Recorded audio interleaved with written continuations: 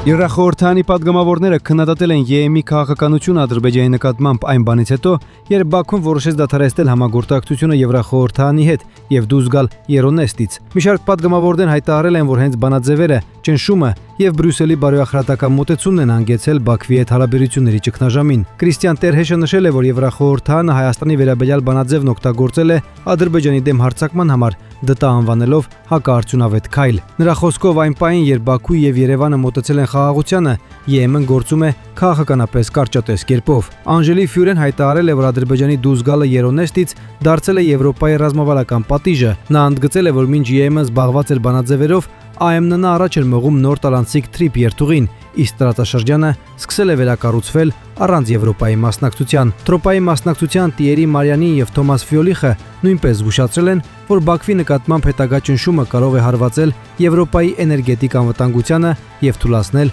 ԵՄ-ի դիրքերը Հարավային Կովկասում։